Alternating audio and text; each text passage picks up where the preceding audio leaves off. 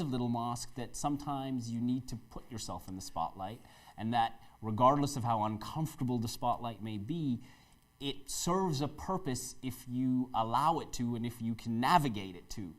It can become a vacuous, superficial place. That's what spotlights can and can become, or they can become real moments like any soapbox and help change the world.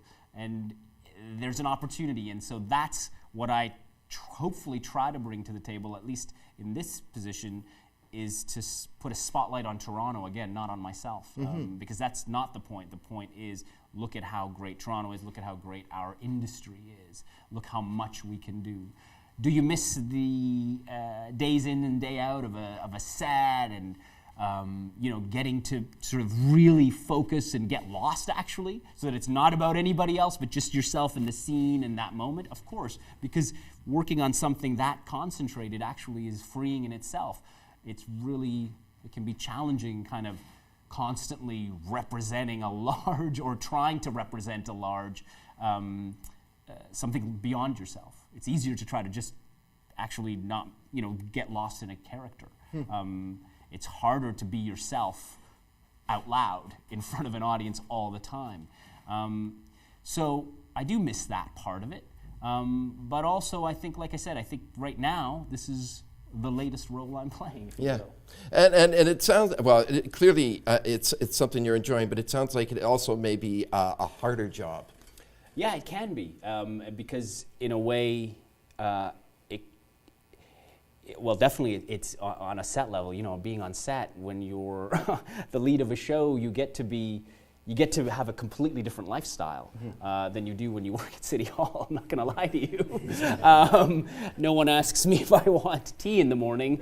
They're asking me why I haven't been to the meeting or why wasn't I up at 6:30 at City Hall, and I'm like, I was up. Whereas, when you're walking to work and there aren't people going, oh my God, there he is. No one's that happy to see you in the morning as they seem to be on set.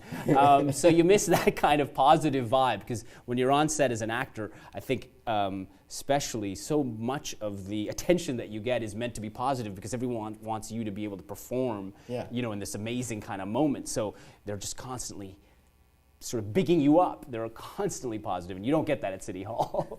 Trust me, you should send out a memo. You send out a memo. So I say that, and you're asked to sign so many things, and I even sometimes say, this used to be an experience for me when I used to sign my name. And for the person getting the signature, we would talk about, something. Right now, you just want my signature just so some approval happens, and the value it's a of the different signature world. keeps going down.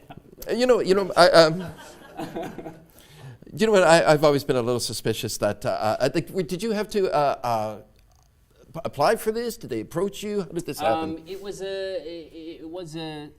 was a job search going on, and I think from the city's point of view, I certainly did not know that this was an opportunity, nor had I ever thought this was not in my. When you think about your career from where I've come from.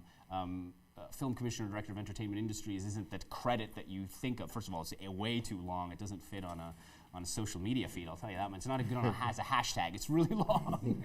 But I think the city was looking for someone to represent it as in this new way. It's a new team. It's a new way of looking at the city and what it does and how it helps the industry.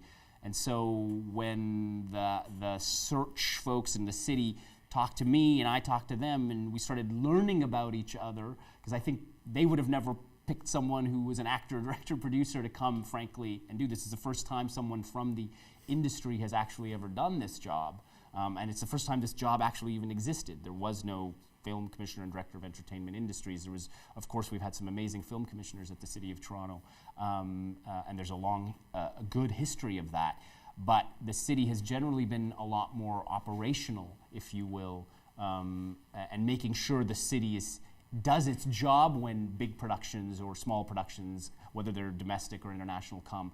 But strategic to go out there, make sure, try to get the business, and then have a team that can help the business be run really efficiently here. That hasn't always been the desire of the city, frankly, or the bandwidth of the city. But I think the city really wanted to step it up and have that kind of an image of itself.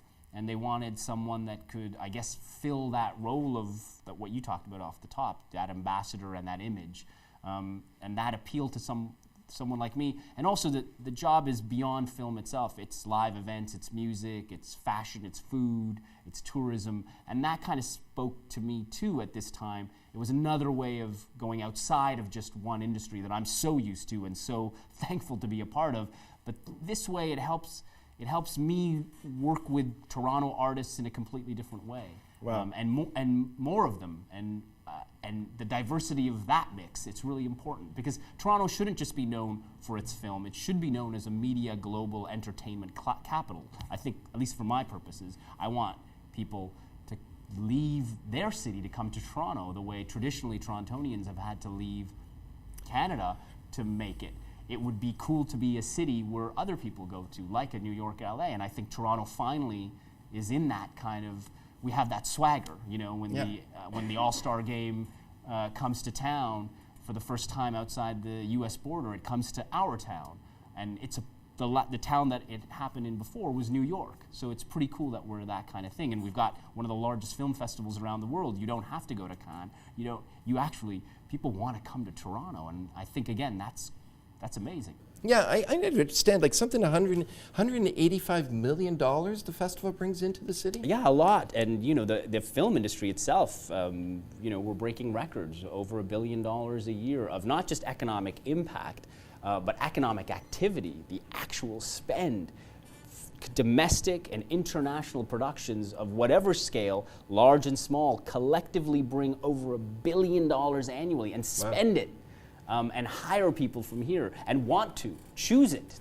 They don't just, they choose it. Now, of course, there's factors like the dollar and the incentives and all that. Those are table stakes to anyone. Even New York State, even California, they're dealing with that. They're dealing with the same table stakes that we are. We happen to be right up there with those big ticket kind of names that you think of when you think of entertainment. We are an amazing North American entertainment capital. Yeah, I mean, the festival certainly, 185 million. I bet you when Piers Hamlin comes into the City Hall, they ask him if he wants tea. Yeah, Piers, I think, enjoys tea and hopefully gets it because he deserves it. Yeah.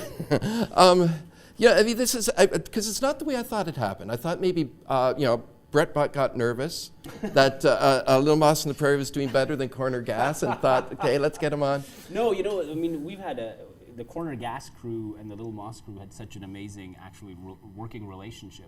They shot in a completely different city, but the writers, the crews, the actors, we actually all really got along. And we were both creating our shows at the same time in a province that hadn't had a lot of activity like that and a lot of popularity for film and entertainment, and the two shows really helped build a lot of the other industry like that, and other projects came to town because the crews were really good. Everybody knew that, and you could look at two shows that were so well known, not only in Canada but around the U.S. and the world, and say, yeah, that's why you should also go to Saskatchewan. And I think it was so wonderful for us to be able to have a Toronto-Saskatchewan connection because we got to be, again, our supremely Canadian show. We weren't just a Saskatchewan show or a Toronto show. We were really a Canadian show in that way too, not just because we were showing wheat fields. I mean, Vancouver has had a long history of success with cruises, but they have a straight line going from Vancouver to California. Yeah, they do. I mean, that's time zone too. The time zone, everything. I mean, where's our straight line? Is it New York? Yeah, but I think our straight line is really the globe. I really do feel like in Toronto you have so much more international and domestic, a super healthy mix. Again, I learned statistics now that I do this job, and so what we've found is that we've almost got, in any given year over the last 3 to 5 years, we're looking at almost a 50-50 split of the spend that comes domestically, so that from people around the country actually come to shoot in Toronto, and then from around the world. So our straight line is that we're this amazing happy mix and happy medium place and meeting place for everybody. They kind of just They all want to be here. I think, again, it's because of the diversity, it's because of the number of crews that we have, and it's the number of in front of the camera talent and behind the scenes creative talent that we have, as well as the craftspeople.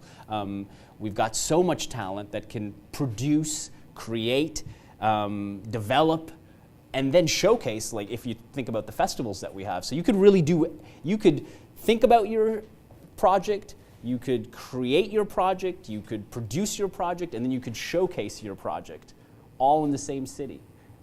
There's not a lot of cities around the world that have that kind of creative infrastructure that could say that. But can that last forever? I mean, that's got to change eventually. Nothing there. But I think you have to, again, it's something that we at the city are always looking at, and I think for me the answer is not looking at it in just a siloed way as just a film industry thing, or just, it's really looking at what's the world saying. Well, the world's consumers, audiences are responding to everything. They don't think about just a film. They think about a video game, a film, a song, a soundtrack, a music video, seeing things on their little screens, on massive screens, on TV screens. So we have to kind of think of content like that, I think. And what's so amazing is that Torontonians and Canadians can produce content of any size, whether it's 6 seconds or 2.5 hours, and we can do it really well. Yeah. And that's what the world wants. It wants it fast, it wants it in copious amounts, it wants it free too, but it wants it in a lot. It wants a lot of it. And here we can create so much. We're in a world where content is known as, as they say, king or queen, then this can be the kingdom.